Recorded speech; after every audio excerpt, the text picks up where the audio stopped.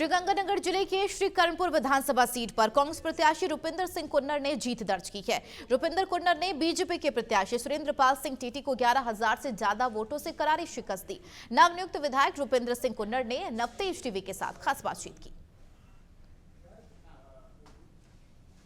राजस्थान में भले ही बीजेपी की सरकार है, लेकिन एक बार फिर से कर्णपुर की जनता ने सबसे बड़ा चौंकाने वाली जो तस्वीर दी है वो दी है श्री कर्णपुर से।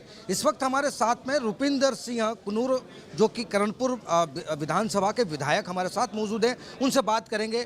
भाई साहब, बीजेपी की सरकार में एक बड़ी अलग तस्वीर नज़र आई कि लोगों ने वहाँ पे बीजेपी को नकार दिया और आपके सर पर जीत का सेहरा बांध दिया। बिल्कुल, मैं सभी कर्णपुर के मतदाताओं का धन्यवाद करता हूँ जिन्होंने पूरे हिंदुस्तान में एक बहुत बड़ा संदेश दिया है। भी जो भाजपा ने जो चलते चुनाव में लोकतंत्र की हत्या करते हुए, चुनाव की धज्जियाँ उड़ाते हुए जो उनको मंत्री पद से नवाजा, जो लोगों को मतदाताओं का अपमान किया, उन्होंने बीजेपी को आईना दिखा दिया। भी लोकतंत्र ही चलेगा हिंदुस्तान में, लोकतंत्र की जीत हुई इस तरह। कहते हैं कि सरदार कहते हैं कि जो बोले सो निहाल। आपने तो बीजेपी पर जो है वो चढ़ाई कर दी और गुरु गोविंद जी ने कहा था कि चिड़िया नालते बाद नलावा, गुरु गोविंद तो नाम करावा, तो आपने शायद वो कर दिखाया। मैंने नहीं, ये चुनाव जिस दिन उन्होंने ये काम किया था ना, पहले चुनाव मेरा था, मेरा भी नहीं था। सरदार गुरमीत सिंह कुन्नर मेरे स्वर्गीय पिताजी, लोगों ने मन बना लिया था। उनके जो ईमानदारी है, जो उनके विकास कार्य किए हैं, उनको देखते हुए उनको सच्ची श्रद्धांजलि देने का मन बनाया हुआ था। लेकिन जब इन्होंने ये काम किया, ये राजनीति, हिंदुस्तान की राजनीति में ऐसा कभी नहीं हुआ होगा कि चलते चुनाव में मंत्री पद दिया हो। तो लोगों में बहुत रोष था।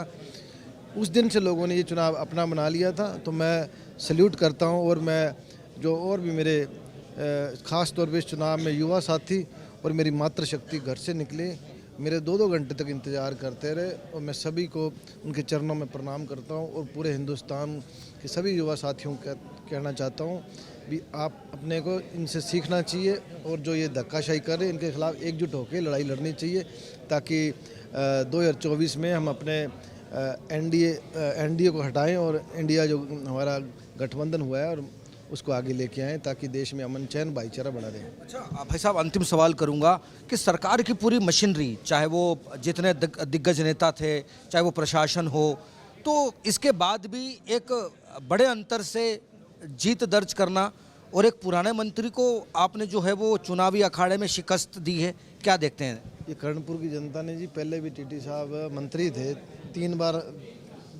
बार चुनाव है, 2 बार पहले मंत्री थे, पिछली बार तीसरे नंबर पे रहे थे। तो उससे पहले भी मंत्री तब भी हारे थे। ये इनको मंत्री रहते हराते हैं कर्णपुर की जनता। तो अब आपके लिए क्या प्राथमिकताएं रहेगी, क्योंकि जनता ने बड़ा विश्वास किया है कि रुपिंदर सिंह कुन्नर विधायक बनेंगे और यहाँ की दिशा और दशा दोनों बदलेंगे।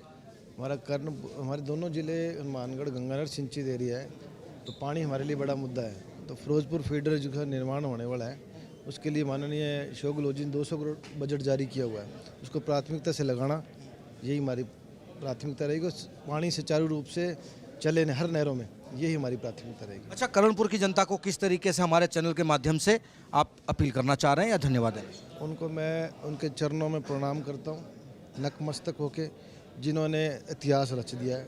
और मैं उनको विश्वास दिलाता हूँ, जिस तरीके से मेरे स्वर्गीय पिता सरदार गुरमीत सिंह जी कुन्नर ईमानदारी से, सच्ची नीयत से, सेवा भाव से सेवा करते थे, मैं उसी तरीके से उनके बताए हुए रास्तों पे चल के कर्णपुर के लोगों की सेवा करूँगा। बिल्कुल, ये थे हमारे साथ में कर्णपुर विधानसभा के विधायक रुपिंदर सिंह कुन्नर, जिन्होंने कहा है कि पिताजी के नक्शे कदम पर मैं चलूंगा और कर्णपुर की जनता की सेवा करूंगा। कैमरा सहयोगी अजय सिंह के साथ सुरेंद्र सोनी, नवतेज टीवी, जयपुर।